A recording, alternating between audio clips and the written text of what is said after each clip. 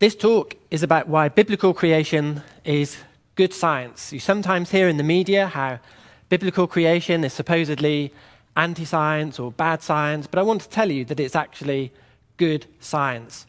In this talk, I'll give an introduction to the origins debate and tell you a little bit about my own background.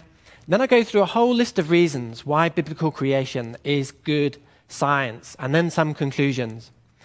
So first of all, an introduction.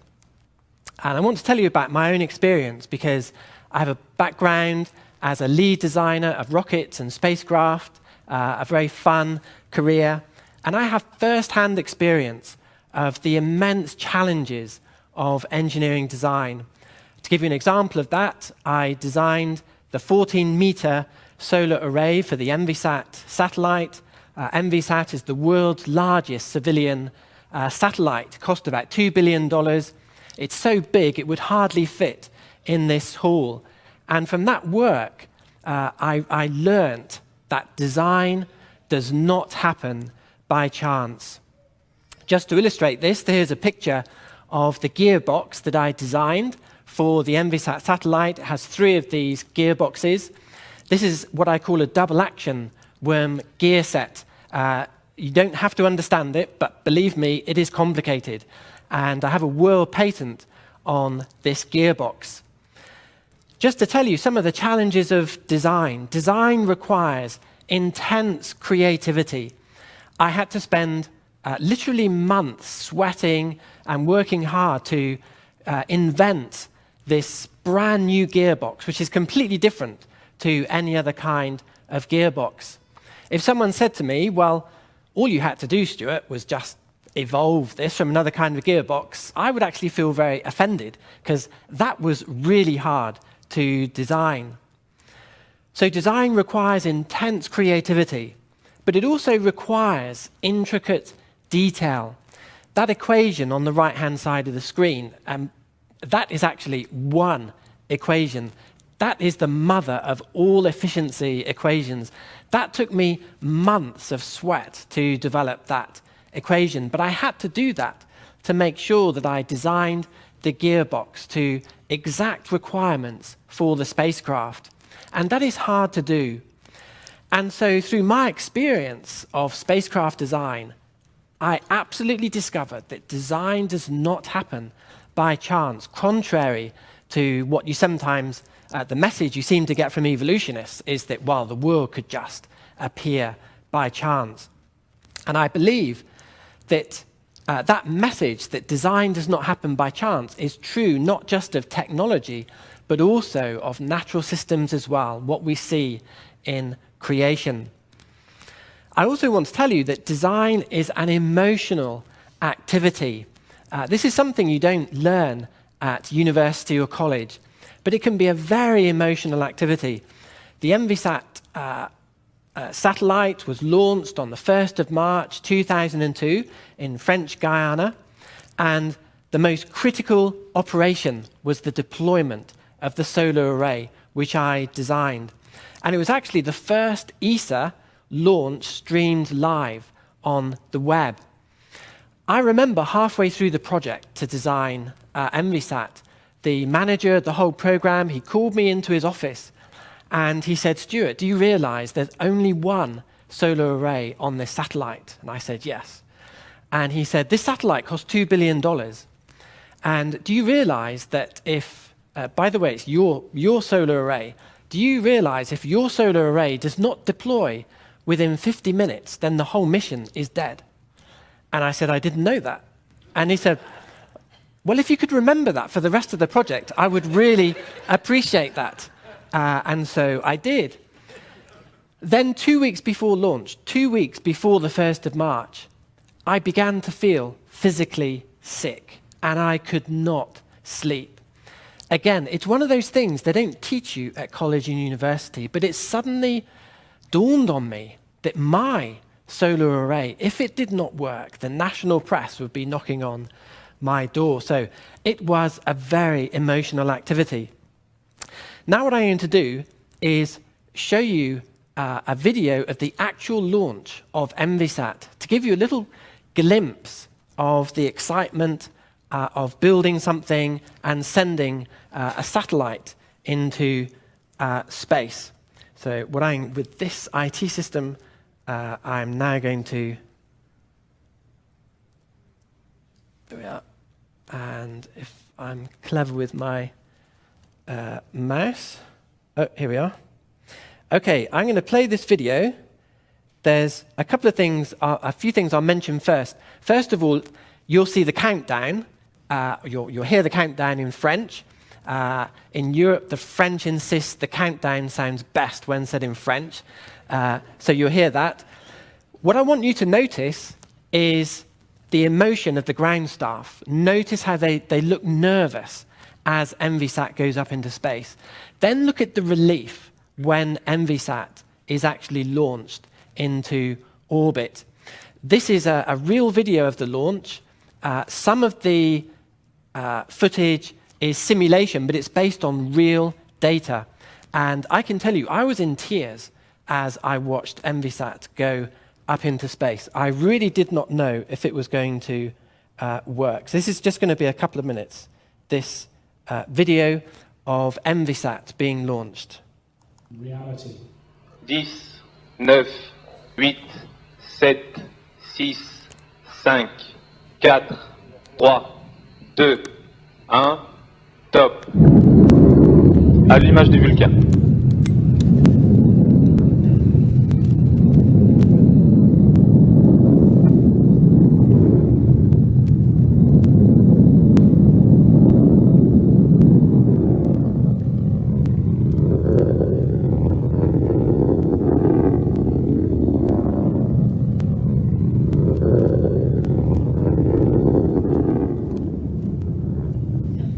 Within 3 minutes of liftoff, the giant boosters, performing their roles superbly, separate.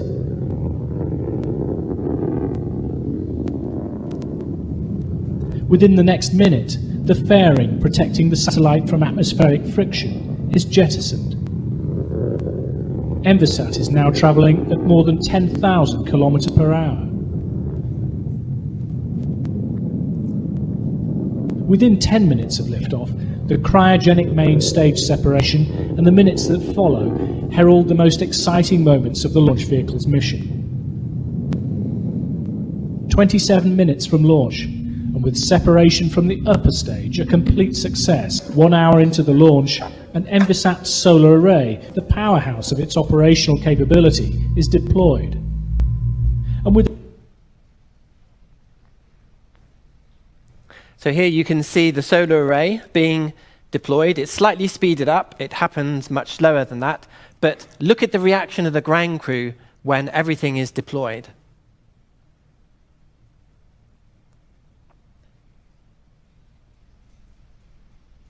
that is released into near perfect orbit. Bravo, le satellite. This is the most sophisticated, innovative laboratory ever put in space to study the Earth and to monitor the environment. But ENVISAT is not just for science.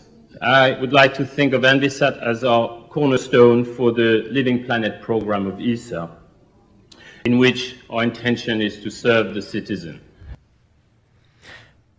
There were a lot of tears at the end of that launch, I can tell you. It was a great relief. Now we're back onto here. Sometimes I hear evolutionists saying, evolution is very easy, the world can just evolve. But I often think, if only they tried to design an engineering system and saw the immense challenges of design, I'm sure they would not be so glib with their statements. By the way, one of the reasons ENVISAT is called ENVISAT is that it's an environmental satellite, but that's not actually the main reason it's called that. The main reason is that it is bigger than every American civilian satellite, and NASA were very envious, so we called it ENVISAT. I want to also tell you something about my scientific experience. I spent some years working at Cambridge University, and I was a fellow of Selwyn College. Being a fellow is very, very important because it meant that I was able to walk on the grass, on the greens. There are lots of greens at Cambridge. The students can't and the public can't, but I could walk on the greens. That meant I could literally walk in the footsteps of great scientists like Newton and Calvin, Maxwell and Fleming. And it was a great inspiration to be at the same university as those great scientists.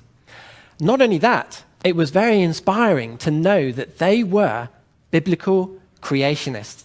They believed in the book of Genesis and in a creator. In fact, you could say Cambridge is a creationist university. Why do I say it's the top university in the world? It has the most graduate Nobel Prize winners in the whole world. I think at the moment is 61, more than any American university. Harvard has 48, I think, so 13 behind. It was a great experience being at Cambridge.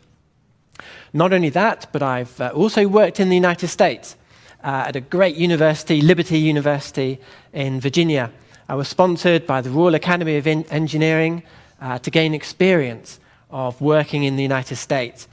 And it was interesting working here, seeing the growing influence of the atheistic worldview, even in this great Christian country. But now I want to focus more on the origins debate.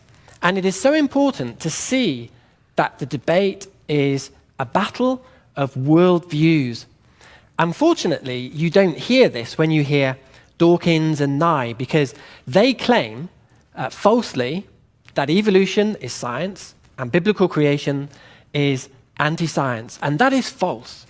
It is so important to realize that evolution is not science. It is a worldview. And biblical creation is not anti-science. It's just a different worldview. Unfortunately, the media often don't understand this, and they don't realize that evolution is a belief system. And so here's an example of an Australian website. Thankfully, not all Australians make this mistake. But in this Australian website, notice how it says, creationism versus science. This was a website about the Ham-Nye debate. And notice how it says, the scientist Bill Nye against the creationist Ken Ham. It's trying to give the impression that biblical creation is not science. And that is false, because the origins debate is a battle of world views. This is such an important point that I have these quotations here to show that evolution is an atheistic worldview. Here's a quote from Sir Ambrose Fleming, a very famous scientist from Cambridge University.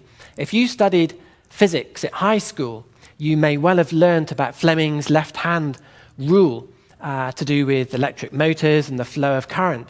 But Ambrose Fleming said this: evolution is essentially atheistic and an attempt to dispense with the very idea of God. You see, it's an atheistic worldview. Just one other quote about this from Professor Alan Linton, a very distinguished biologist in the United Kingdom. He said this: evolution is a man-made theory to explain the origin and continuation of life without reference to a creator. You see, it's not a scientific theory based on evidence. It's a man-made theory, an atheistic worldview. And there is an irony here, because creationists are so often accused of having a hidden agenda. Have you heard that in the press? Creationists have this hidden religious agenda. The truth is, it's the atheists that have a hidden rule out God agenda. And they're often very good at hiding that agenda. So it's ironic that they accuse Christians of that. So the origins debate is a battle of two world views. It's a biblical worldview, science including God, versus an atheistic worldview, science excluding God. It's not faith versus science. It's a biblical worldview versus an atheistic worldview. And the origins debate, it's a battle within science. There are biblical scientists, Newton, Maxwell, Calvin, Faraday, the great scientists, versus the evolutionary scientists, Darwin, Dawkins, Dennett, and nigh. I've decided to stand shoulder to shoulder with Newton, Maxwell, Calvin, and Faraday. And if you believe in biblical creation, you stand shoulder to shoulder with the greatest scientists that have ever lived. If you believe in an evolutionary worldview, then you stand shoulder to shoulder with Darwin, Dawkins, Dennett, and Nye. So you have to decide which scientist you are siding with. It's not, shall I side with science? It is, which scientist do you want to side with? So that's just an introduction to the origins debate. Now I want to go through a whole list of reasons why biblical creation is good science. The first reason is that good science acknowledges when there is a worldview or belief system. That is so fundamental to good science. Biblical creation is good science because it fully acknowledges a belief system involving faith in the Bible. It's very difficult to hide that. If you believe in biblical creation, you can't hide that it's a biblical worldview. And scientists like Newton and Faraday, they fully acknowledge their faith in a creator. But evolution is poor science because it does not acknowledge that belief system involving faith in atheism. And if you look at Dawkins and Nye, they do not acknowledge their faith. If you saw the Ham-Nye debates, Bill Nye did not acknowledge his faith in evolution. Here is the claim that evolution is a fact.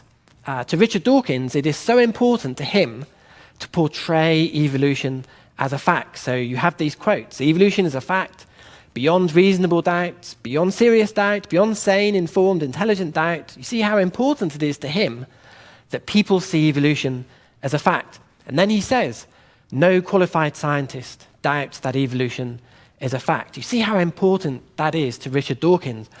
But the reality is different. Evolution is an atheistic belief system with assumptions.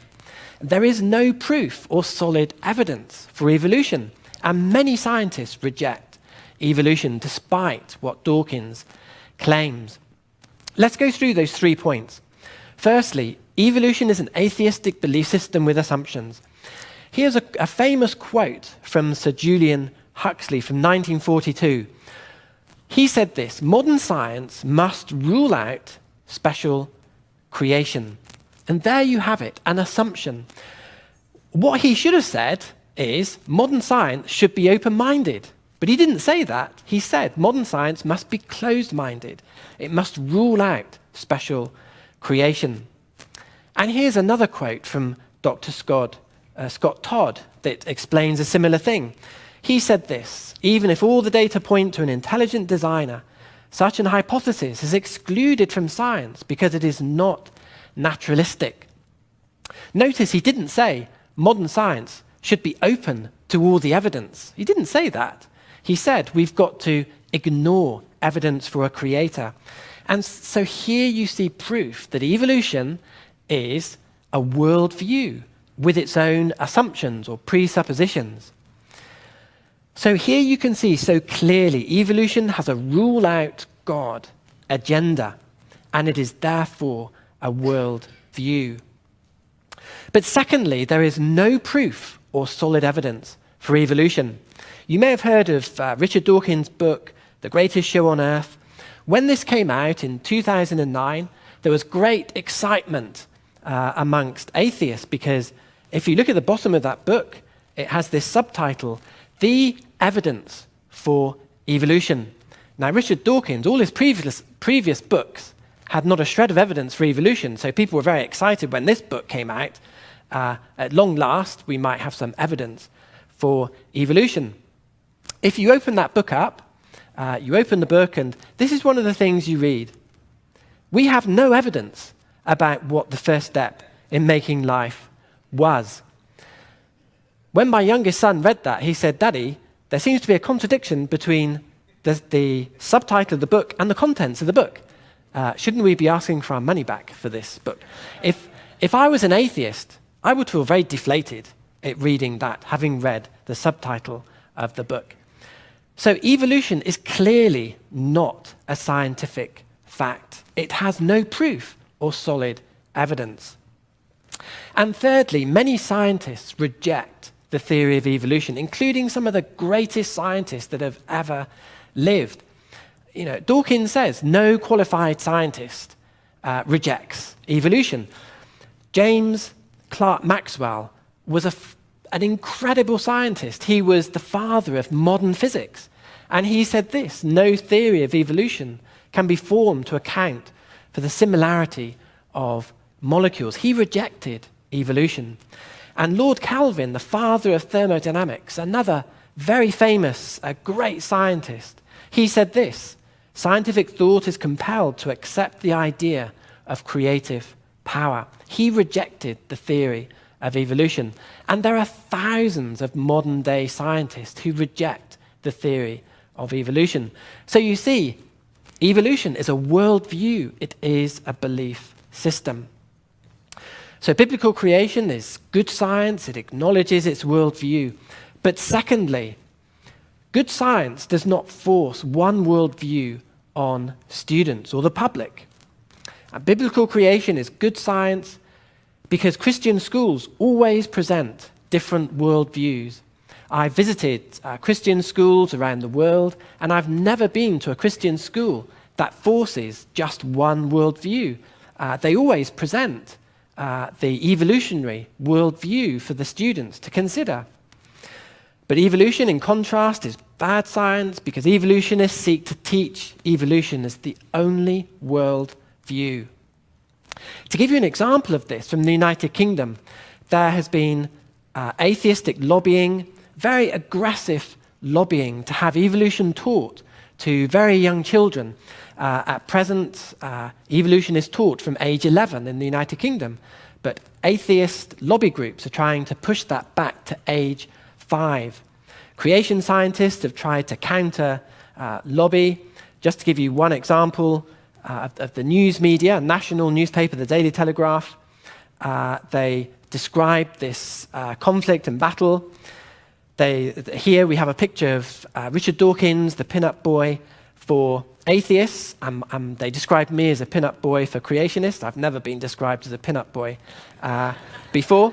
I'm sure I'm better looking than Richard Dawkins. But there is this debate that's been going on in the UK. But I have some news, some sad news. We lost that battle. This September in 2014, evolution is to be taught to 5 to 11-year-olds in the United Kingdom. And I've extracted this from the just released national curriculum. In state schools, the young children have to learn this. They have to identify how animals and plants are adapted to suit their environment in different ways, and that adaptation may lead to evolution. Note how adaptation is confused with evolution. Adaptation is not evolution or evidence for evolution. So these young children are going to be taught a very confused, false message from the age of 5.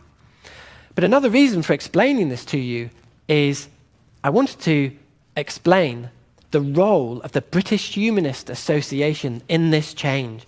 This was a very recent announcement on their website. The British Humanist Association said this: we very much welcome the fact that evolution is to be taught in primary schools. This is a change we have long campaigned for example, through Teach Evolution, Not Creationism. Note how the British Humanist Association campaigned for the change. Many teachers and members of the public are unaware of the atheist roots of many of these changes in the teaching of origins in schools.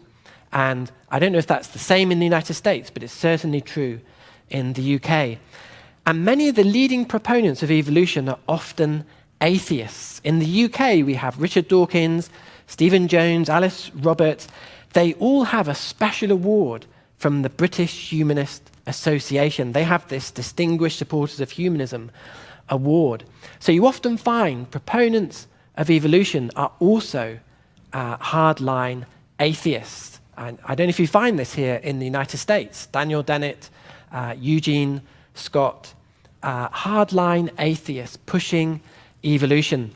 And I think there's a message there. There is a connection between evolution and atheism. Evolution is an atheistic worldview. But thirdly, good science does not ban opposition. Biblical creation is good science because Christian schools always present the theory of evolution. But evolution is bad science because evolutionists seek to ban the teaching of biblical creation in schools. And again, I can give you some examples from the United Kingdom. Atheist groups have aggressively lobbied the United Kingdom government to ban biblical creation. Here's a quotation from Sir David Attenborough, who said the teaching of creationism should be banned in science lessons.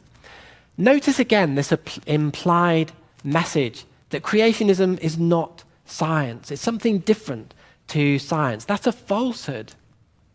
Just to make a note here, if Isaac Newton were here today, atheist lobby groups would ban him from going into science lessons because he would talk about his faith in a creator. But if you think this is a worrying trend, look at this quote.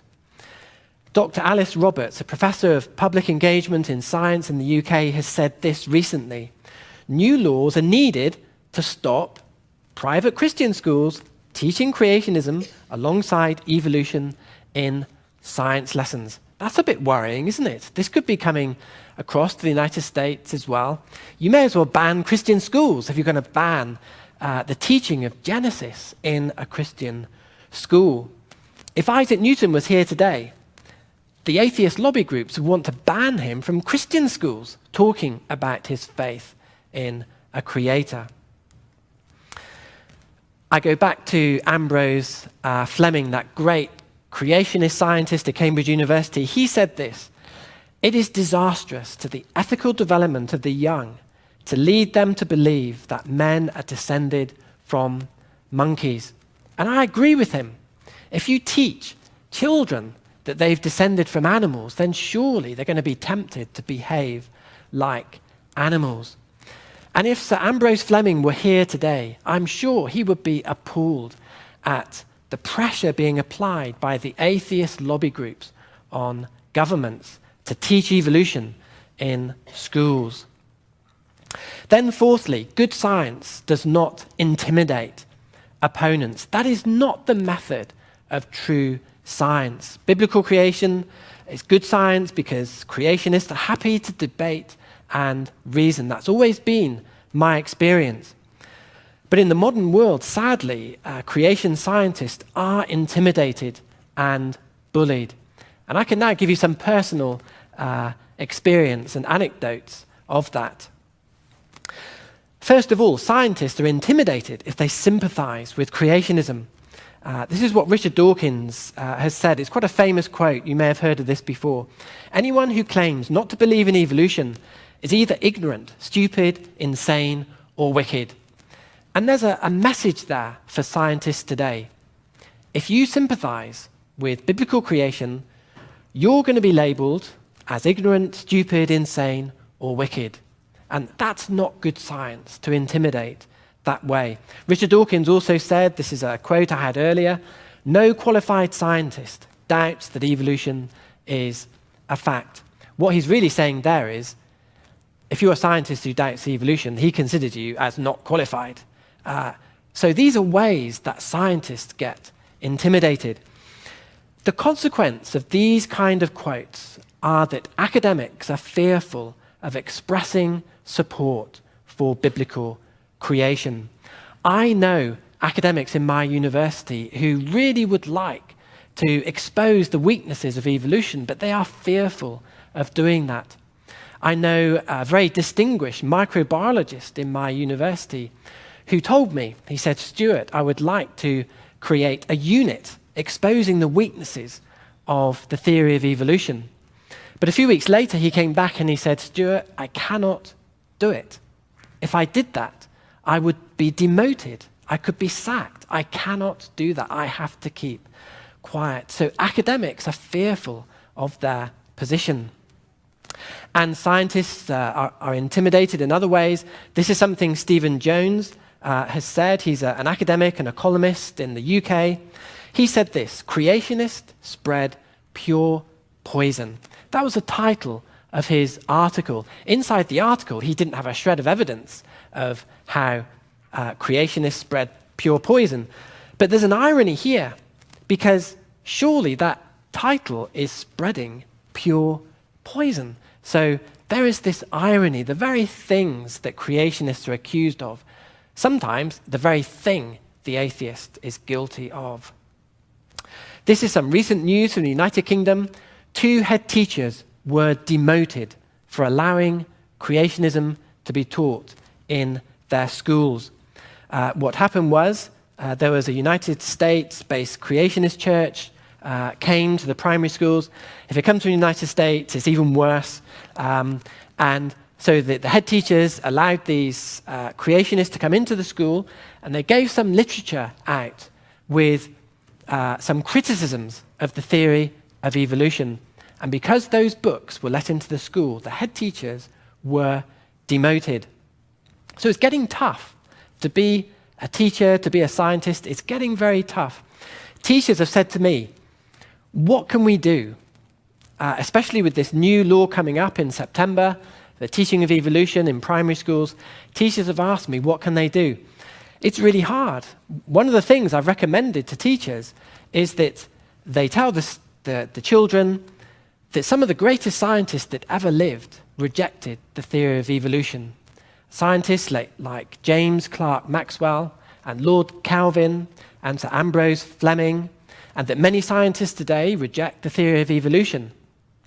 And if anyone complains about that, just say you are quoting facts of history and facts about life today, and surely they cannot be demoted for quoting facts and history. Creationists are sometimes labeled as an insignificant minority. This is what Richard Dawkins has said about myself and Andy McIntosh. It's a great privilege to be lumped together with Andy McIntosh in this way. But Dawkins has said, "My purpose is to convey the sheer magnitude of the error that Burgess and McIntosh are attributing to their hugely more numerous establishment colleagues who accept evolution." Actually, I dispute that, because my experience is many scientists do not fully accept the theory of evolution. But again, this is this labeling of creationists. Scientists are threatened if they sympathize with creationism. I've had many abusive emails from atheist organizations. I'm going to show you one now. This is from the Brights Atheist Organization. I don't know if you have these also in the United States. But I'll read you the email. "Dear Stuart, I have heard that you welcome discussion with your students about design in nature. Well, that's quite difficult to avoid because I teach that subject, and I'm also co-editor of an international journal of design in nature, so it's quite difficult to avoid discussing it with my students. We would regard such a situation as being very serious and would seek to ensure you are called to account." And then he says, "As always, we wish to be fair before proceeding to the next stage." One of the worrying things about these emails is they never really explained what the next stage was, whether it was abduction, assassination, or torture. So this was from John Wiltshire and the Brights Atheist Association. But creation scientists are targeted. And we also have these extreme anti-creation websites. I'm sure you've heard of the National Center for Science Education in the United States, a very extreme anti-creation website. And they inspired the creation of a similar website in Britain. This is one thing I wish the United States hadn't exported to Europe, because what has started in Britain is the British Centre for Science Education, a group of atheists who pretend to be scientists. Actually, they don't even have a high school science qualification between them, but they claim to be scientists and write some really nasty things about creation scientists. Here's one quote about myself. "Burgess is a hardcore fundamentalist and leading creationist in UK academia, the one that actually frightens the author of this article the most. I'm labelled as the most frightening person in the United Kingdom. I was very brave of you to have me over here for this conference. And he goes on to say, we plan on writing to heads of department at his university to tell them about his creationist beliefs. They did that. The first I heard was when a famous physicist, Sir Michael Berry, wrote to me and he said, Stuart, is it true that you think I work for the devil? And I said, have you heard from the British Centre for Science Education? He said, yes, that's where I got this information from. Then I explained they've hardly got a high school qualification in science between them. And he said, okay, thank you for explaining that. But it does lead to some quite embarrassing situations. And sometimes creationists are named and shamed in the national press. This is the front page of the Times Higher Educational Supplement, a national newspaper in the United Kingdom. Notice the headline, Intelligent Design Creeps Onto Courses. The implied message is that there's something bad going on. And underneath there was a quotation, evolution is disastrous because if you teach people that they are animals, then it is inevitable that they will behave like animals.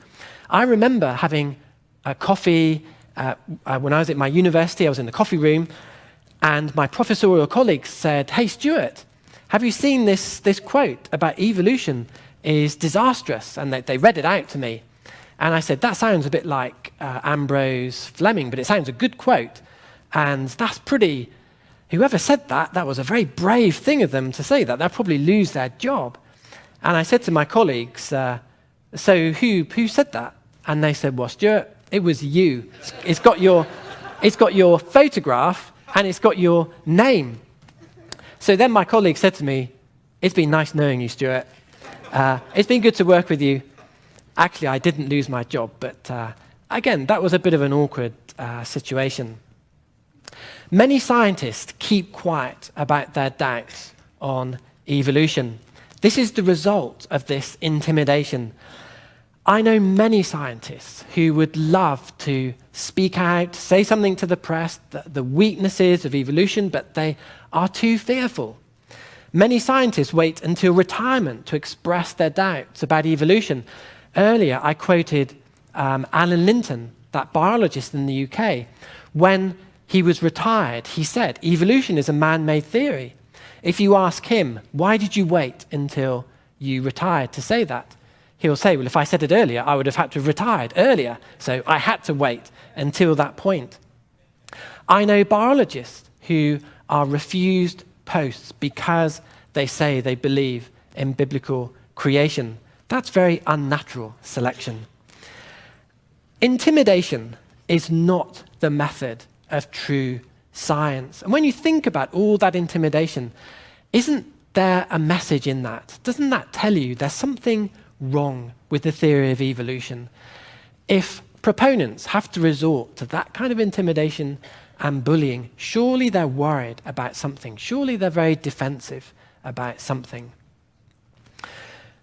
But number 5, I want to explain that biblical creation best explains the origin of the universe. This is another reason why biblical creation is good science. Conservation laws support biblical creation. The first law of thermodynamics says that matter cannot be created or be destroyed. And there's a simple conclusion from that. Only a creator can explain the existence of a vast universe that we live in. And the Big Bang Theory contradicts that first law of thermodynamics, because the Big Bang Theory says there was nothing, and then nothing exploded, and there was something. Well, that contradicts that first law of thermodynamics. Conservation laws are so important. In my university, one of the first things we teach our engineering students is the first law of thermodynamics. It is so important for design and for engineering. I could not do my designs without the first law of thermodynamics. I've worked on the British Skylark sounding rocket, and when I worked on the design of that, I could not have designed it if I couldn't do a calculation of the change of fuel into energy. I had to use the first law of thermodynamics. At the moment, I'm working with Team GB to design racing bicycles for the Rio Olympics. I could not do that without using the first law of thermodynamics. And I'm working with Triumph Motorbikes to design better motorbikes. I couldn't do that without using the first law of thermodynamics. And in the origins debate, we cannot ignore that first law, and that first law supports biblical creation. There's an irony here that biblical creation is often called God of the gaps. Have you heard that? There's some gap in knowledge, and supposedly Christians fill that gap with God, so it's called God of the gaps. But actually, it's the Big Bang Theory, which is God of the gaps. A child says, "How did the universe come into being?" And the atheist says, "The Big Bang did it." It's the God of the gaps. Again, that irony, the very thing that creationists are accused of, it's true of the Big Bang. So now I want to explain that biblical creation best explains the origin of life, the very origin of life itself. Information laws support biblical creation. Self-replicating life requires vast information for that life to be replicated. I'm sure you've seen this kind of picture of a cell showing the amazing complexity of all the different parts of a cell. And a huge amount of information is required to specify the production of that cell. Information always comes from an intelligent source, and a creator is therefore needed to create life. The empirical evidence supports biblical creation. There have been searches that have taken place by evolutionists to find a simple organism. Because for evolution to be possible, the first organism must have been very, very simple, perhaps with just a few units of information. And there should be evidence today of such simple organisms. And evolutionists have put in great efforts to find such simple organisms. But do you know what has been found? This is the result of the search. The simplest organism has 580,000 base pairs of information. That's a lot more than 5 or 6. And that discovery has been devastating for the theory of evolution. That is empirical evidence directly against the theory of evolution. Secondly, laboratory experiments have failed to produce life in the lab. There have been millions of attempts to create life in the labs, to see if life can come out of some chemical soup. And again, that's devastating evidence against evolution. Ironically, biblical creationists are accused of not having empirical evidence. Well, this is great empirical evidence for biblical creation.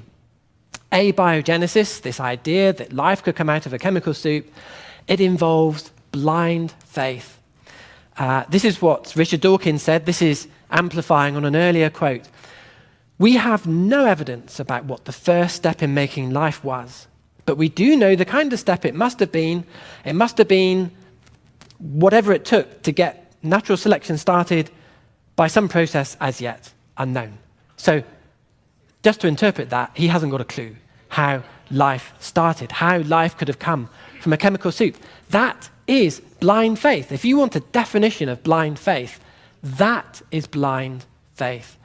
And there's this irony that biblical creationists are accused of blind faith. But the truth is, it is the opposite. The absurdity of abiogenesis. That's a very strong statement, so I won't say it myself. I'll let Lord Kelvin say it, one of the greatest scientists that ever lived. He said this: was there anything so absurd as to believe that a number of atoms, by falling together of their own accord, could make a microbe? And if Kelvin was here today, he would say, wow, life is so complicated. How absurd it is to think that life could just come together by itself. Biblical creation is sometimes called pseudoscience, but surely abiogenesis is pseudoscience. How can a teacher be demoted for questioning evolution when evolution cannot even explain how life could start? I once had a conversation with a non-Christian microbiologist at my university. He was a very senior microbiologist, a very senior scientist. And I said to him, what do you think of abiogenesis? As a non-Christian, what do you think of it? And he said, Stuart, it is black magic. It is utter rubbish. What Christians believe is far better. I wish he could say that to the media. If you go to the top and you speak to very qualified microbiologists, that is the thing that they will confess. Then number 7, biblical creation best explains the origin of kinds. This is another reason why biblical creation is good science. The laws of genetics support biblical creation because adaptation, things like color change or size change, it does not lead to evolution. It doesn't lead to new kinds of creature. Adaptation is simply shuffling of existing genes. Adaptation or speciation involves no new information. So if you look at Darwin's finches, yes, they adapt by having a change in size of beak or a more pointed beak or a sharp beak, but that is adaptation. That is not evolution. Biology books often quote this as an example of evolution, but it is not evolution. The peppered moth, the change in proportion of dark moths and light moths, that is not evolution. That is adaptation. Resistant bacteria, that is not evolution. That, again, is adaptation. I have 5 children. 2 of them have blue eyes, 3 of them have brown eyes. That doesn't mean they're beginning to evolve into different kinds of human beings. They may not be as frightening as me, but they're not changing into any other kind of creature. Adaptation is not evolution. I can give an illustration from engineering here. A range of cars is like adaptation. I work with Jaguar cars in the UK, and they have a wonderful range of cars, different sizes, different types, different colors. But that's just to suit different needs. Those cars are not evolving into another kind of technology like aeroplanes. They're still cars. So adaptation is not evolution. But the laws of genetics with respect to gene mutations also supports biblical creation. Gene mutations produce only a loss of genetic information. And there are no examples of gene mutations creating novel structures. Gene mutations cause only deformities or neutral changes like the picture is showing here. Again, I can illustrate this from engineering. A spacecraft may have 100,000 components. A random change to a dimension never improves the design. A random change results in a loss of information. On the screen is one of my favorite components. In fact, I take this around with me, this worm gear. It's at the heart of that solar array, so it's very close to my heart, and I take this around with me. This one component has about 100 units of information that specify it. You can see lots of the dimensions there up on the screen. If you were to change randomly one dimension on that shaft, it would probably be catastrophic for the spacecraft. It would not improve the spacecraft. It would not begin to evolve it into another kind of spacecraft. It would be catastrophic.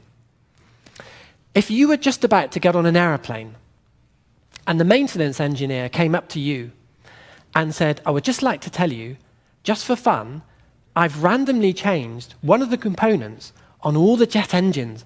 I have not got a clue what effect it's going to have, but I just did it for fun. Would you still get on that aeroplane? Would Bill Nye get on that aeroplane? Would Richard Dawkins get on that aeroplane? What would their faith in evolution be like? Random changes don't improve designs. Then there is positive evidence for creation. I've worked for many years on the human knee joint, and I've written books and papers explaining how it is an irreducible knee joint. It cannot evolve step by step. It has a wonderful cam mechanism, the way the bones roll together. It also has a 4-bar linkage mechanism inside, the way it guides the bones. Every mechanical engineer knows that a 4-bar mechanism cannot evolve step by step. I've published this work in many secular journals. Just last year, I published this in the American Society for Mechanical Engineers, describing the intricacies of design of that knee joint. And that is evidence that we were created, we were not evolved. I've asked evolutionists to explain to me, how do you think the knee joint could evolve? One of the things they say to me is, you need a degree to understand the 4-bar mechanism. How can you expect me to explain how it could evolve? To which I say, well, if you don't understand the knee joint, how do you know that it could evolve? To which they sometimes say, I have faith that it could have evolved. I've also done work on peacock feathers and published this in journals like the Institute of Physics. Peacock feathers have an amazing beauty. They have bright optical colors, not colors due to pigment, but they have these precision thin film layers that give structural interference. The layers of keratin on a peacock feather are so thin, they are comparable to the wavelengths of colored light. And those thicknesses are so incredibly precise that you get different colors across the peacock feather. You get iridescent colors that change with the angle of view, and you get a digital pattern. The segments are so tiny, and there are loose barbs and tight barbs, many wonderful, beautiful features in the peacock feather. Those beautiful features require vast information in the genetic code, and there isn't even a selective advantage. So here again is very positive evidence for biblical creation. I've asked evolutionists to tell me, how do you think this could evolve? And they said, how can I explain how that could evolve? I need a degree in physics to understand the intricacies of a peacock feather. To which I say, well, if you don't even understand the peacock feather, how can you believe that it evolved by chance? Then number 8, another reason why biblical creation is good science. Biblical creation is good for science. It has a good effect on science. Here is a myth that we heard from Bill Nye in the Nye-Ham debate. Bill Nye said this: if creationism is taught to children in the United States, the country will fall behind. That was his claim. But that is a myth. The truth is the opposite. Biblical creation is good for science. Biblical creation inspired a revolution in science. The founding scientists, the greatest scientists that ever lived, scientists like Newton, Kepler, Pascal, Boyle, Euler, Bernoulli, Maxwell, Kelvin, they were inspired by the Bible. And many scientists today are inspired by biblical creation. Biblical creation also has a great advantage that it gives a scientist a high view of creation and an expectation of very good and excellent design. And to see where this can be an advantage, you can look at DNA. When scientists looked into the genome in the 1980s and 1990s, the term junk DNA was used to describe all non-coding DNA, which was 97% of the genome, because they didn't understand these sections of the genome. And the evolutionary scientists said, it must be junk. But instantly, creation scientists put their hand up and said, hang on, that will not be junk. If you have a high view of creation, if you believe in biblical creation, you have an expectation that it will be excellent design. And since 2000, biblical creationists have been proved 100% correct that junk DNA is not junk DNA. And if they had listened to biblical creationists earlier, they would have learnt that earlier. So biblical creation is good for science. Biblical creation encourages bio-inspired design. The Bible says God's way is perfect. And the Bible says that what God created was very good. And because of that, a biblical creation scientist will want to copy what God has designed. But if you read books by Richard Dawkins, where he says things like this, the human eye is not just bad design, it's the design of a complete idiot. That's what Richard Dawkins says. If you read his books, Richard Dawkins says the world is badly designed, humans badly designed. Everything is badly designed, everything's black in creation for Richard Dawkins. If you read his books, you would never copy anything in the created world. And you would be held back because engineers who are good, they are keen to copy creation. I can give you a couple of personal examples. I have developed a bio-inspired micro air vehicle. It's a micro air vehicle that mimics the twisting and flapping of a dragonfly. And the micro air vehicle you can see in the screen. My team were very proud of building this vehicle. It has 1,000 components weighing less than 20 grams. And some of the components are so small, there are nuts on that air vehicle that are smaller than a pinhead. If you try putting on a nut onto a screw where the nut is smaller than a pinhead, it is very difficult. One of the things we weren't planning before we designed this vehicle, and I spent many weeks looking for a student with very small hands to put these things together. I was inspired by what God had designed. If I'd read a book on evolution, it would have told me that dragonflies were primitive creatures that evolved many millions of years ago. Don't bother copying that. But I ignored that, and I copied it, and I'm very grateful that I did copy that. Now, on this next slide, I'll see if I can... Yeah, you can see this. It's actually showing the flapping of the wings. Notice how the wings are twisting, not just flapping. And it's that twisting effect that produces the very strong lift. Okay. So that was just a picture showing a prototype that I produced. Just to give you one more example of bio-inspired design, I mentioned the knee joint earlier. My group has also produced a bio-inspired knee joint for robots and possibly prosthetics. In this bio-inspired joint, you can see we've mimicked the cam mechanism of the knee. We also have a 4-bar mechanism on the outside, both sides of the knee. And we've done tests and showed this is superior to many man-made joints with ball bearings and shafts. And we've published this in various journals. Again, I was inspired to do this because I have a high view of God's creation. It may be here. I can show you a video of the knee joint working. So here you're going to see the joint working there. You can see the 4-bar mechanism going forwards and backwards. So if any of you have a dodgy knee, you could see me afterwards. I can kit you out with one of these.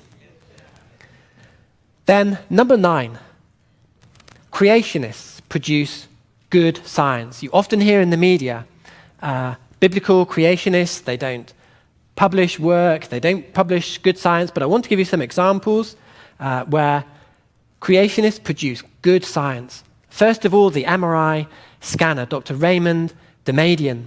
I'm very thankful to him for producing an MRI scanner. On the bottom of that slide is a picture of my daughter's head. And that picture saved my daughter's life. And if I meet Raymond, I would like to thank him for that, because that enabled surgeons to do life-saving surgery on my daughter. So I very much hope to meet him one day. Secondly, this person is at this conference, Professor Andy McIntosh. He's the inventor of the pulse spray injector system, inspired from the Bombardier Beetle. And it's an amazing system and could have many applications for fuel injection and medical sprays. And he won a very senior award in the United Kingdom, the Times Higher Education Technology Award in 2010. Just to mention some of my own scientific publications. I'm an academic, so I don't mind showing off a bit. I have 130 scientific papers on design science, very relevant to the origins debate. Everything I have seen in the science of design supports biblical creation. I have more than 40 papers on design in biological systems, directly relevant for the origins debate. I'm a co-editor of the International Journal of Design in Nature, obviously very relevant to the origins debate. I have 7 patented machine devices, and I've won 5 national awards. Just to show you a couple of photos, there's a picture here of myself being presented by the Mullins Design Prize by the Right Honourable Peter Morrison MP, a senior government minister. And you can see I'm looking at a scroll in front of me. The reason I was looking at that, it's got a big check in it, and I was wondering how big it was. Just to show you one more picture, I received the Turner's Gold Medal from the Vice-Chancellor of City University for my work on spacecraft. But here's a counter question, because I've just explained that biblical creationists produce good science. Are atheist scientists qualified in the science of design? Because there are some particular atheists who claim to be experts in the science of design. Here's another quote from Richard Dawkins. Notice what he says. A decent designer would never have perpetuated anything of the shambles, that is the crisscrossing maze of arteries, veins, intestines, wads of fat and muscle. He's referring there to the human body. He disputes the verse, I am fearfully and wonderfully made. He says that verse is wrong. He says the human body is a shambles of design. Richard Dawkins is putting himself forward as an expert in design. He claims to be an expert. But many of the atheist scientists who claim to be qualified in design are just not qualified. Many of them, if they took my first year design course, would fail it, and by a big margin. They're not conscious of the things that they do not understand about design. They've not made anything or designed anything. And if they did, I'm not sure if I would trust it. And they are unaware of the challenges of design. Number 10. This is slightly different because I want to briefly explain why biblical creation is good theology. Just try to do it in one slide. Because I would encourage you not to believe in theistic evolution, the idea that God would use evolution to create the world. That is very bad theology, not just bad science, but bad theology as well. The Bible teaches that death and suffering came through sin. Romans 5, verse 12. Death and suffering were not part of God's original creation. It wasn't part of his plan. But if you believe in theistic evolution, then you have to believe that God did nothing in creation. You don't see his goodness in creating the world. And you have to believe that death and suffering were necessary for life. In fact, if you read books on that promote theistic evolution, what you will read is that creation was a package deal that must include suffering. Dennis Alexander has said, God couldn't create a world without suffering.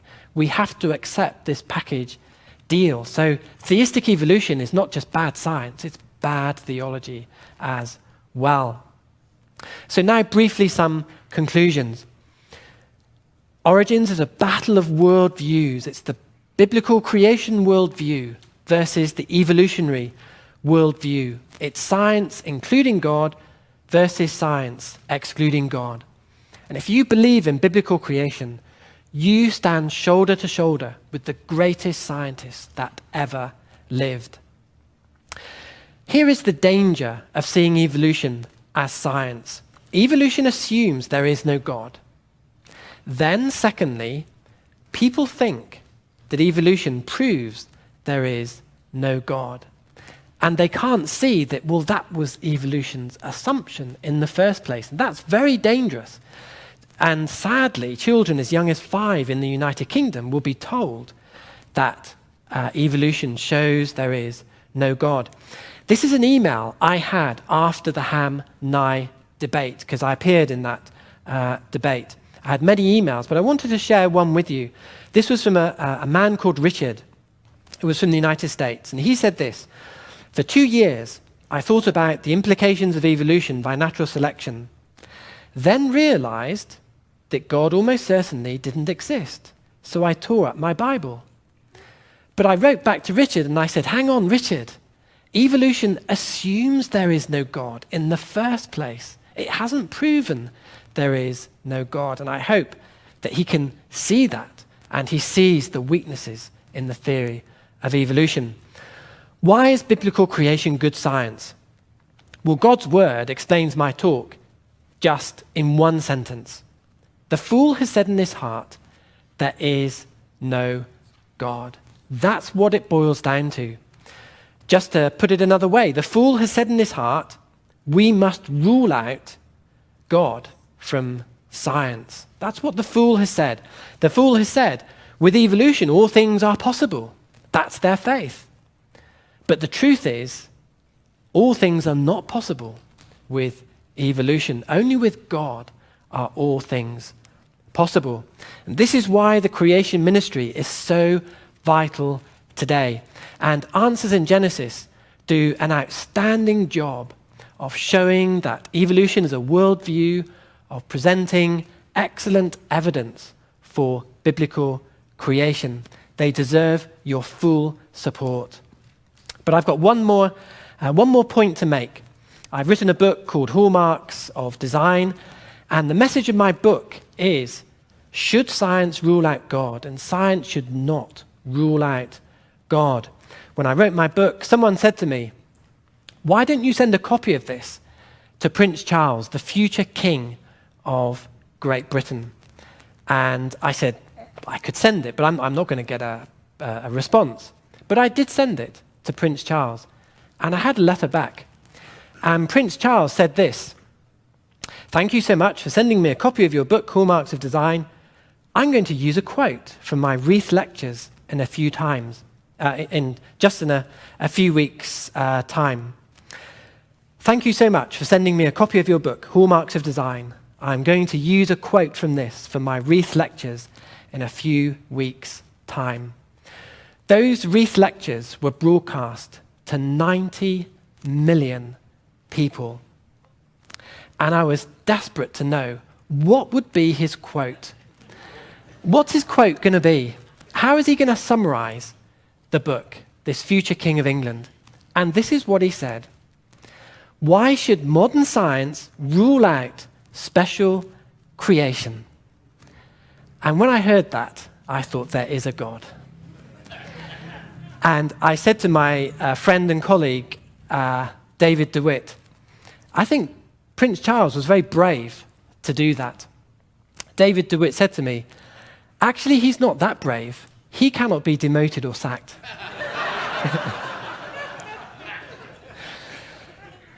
Thank you for your attention.